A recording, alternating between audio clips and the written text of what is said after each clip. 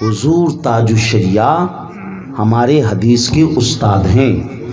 تاج الشریعہ نے حدیث کی سند ہمیں، اس کی سند، اپنی سند کی اجازت ہمیں عطا کی جب حضور تاج الشریعہ 2009 میں مصر کی سرزمین پہ تشریف لائے. عزیزان محترم، مصر کے لوگوں کو دو چیزوں پہ بڑا ناز، بڑا غرور، بڑا گھمنڈ کہ دو چیزوں تو ہمارے ہی پاس ہیں بس. پہلی چیز ہے حسن. پوری دنیا میں اگر حسن کہیں ہے تو وہ مصر ہی میں ہے.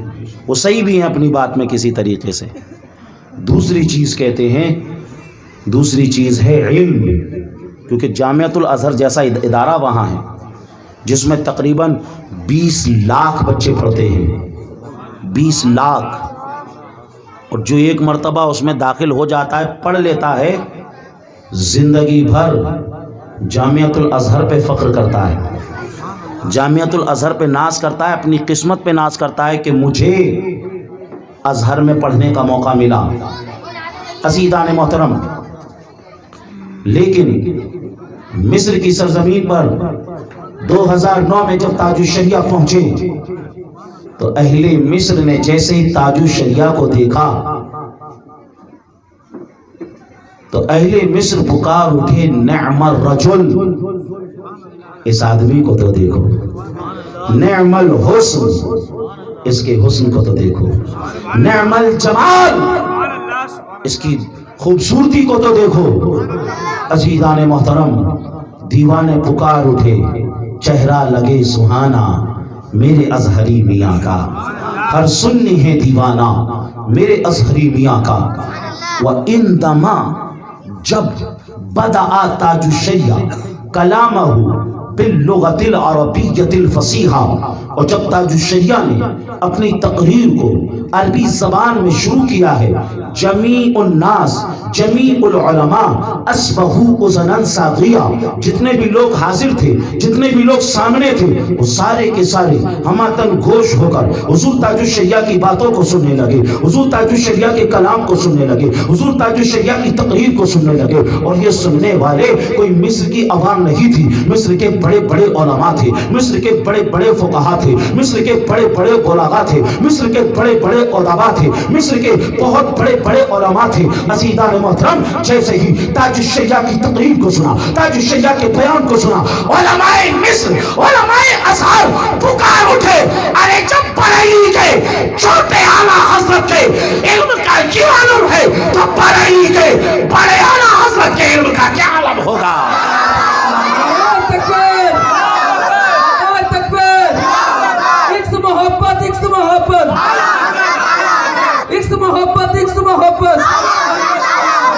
اور کہا جاتا ہے جب ان کے گدا بھر دیتے ہیں شاہ نے زماں کی چھوڑی، محتاج کا جب یہ عالم ہے تو مختار کا عالم کیا ہے. تو حدیث میں ہمارے استاد تاج الشریعہ ہیں. ہم کہیں گے کہ یہ روایت ہمیں تاج الشریعہ کے ذریعے پہنچی. ہم روایت کرتے ہیں تاج الشریعہ سے، اور تاج الشریعہ روایت کرتے ہیں مفتی اعظم ہند سے. مفتی اعظم ہند روایت کرتے ہیں اعلیٰ حضرت سے. اعلیٰ حضرت روایت کرتے ہیں آل رسول مہرروی سے. آل رسول مہرروی روایت کرتے ہیں حضور اچھے میاں سے. حضور اچھے میاں روایت کرتے ہیں حضور حمزہ میاں سے. حضور حمزہ میاں روایت کرتے ہیں سید طفیل محمد اترولوی سے. سید طفیل محمد اترولوی روایت کرتے ہیں سید مبارک فخر الدین بالگرامی سے. سید مبارک فخر الدین بالگرامی روایت کرتے ہیں شیخ ابو الرضا سے. شیخ ابو الرضا روایت کرتے ہیں شیخ عبدالحق محدث دہلوی سے. شیخ عبدالحق محدث دہلوی روایت کرتے ہیں امام عبدالوہاب البروجی سے. امام عبدالوہاب البروجی روایت کرتے ہیں محمد افلاح الیمنی سے. محمد افلاح الیمنی روایت کرتے ہیں شیخ وجیہ الدین سے. شیخ وجیہ الدین روایت کرتے ہیں امام سخاوی سے. امام سخاوی روایت کرتے ہیں امام ابن حجر اسقلانی سے. امام ابن حجر اسقلانی روایت کرتے ہیں امام عبد الرحیم سے. امام عبد الرحیم روایت کرتے ہیں امام شمس الدین سے.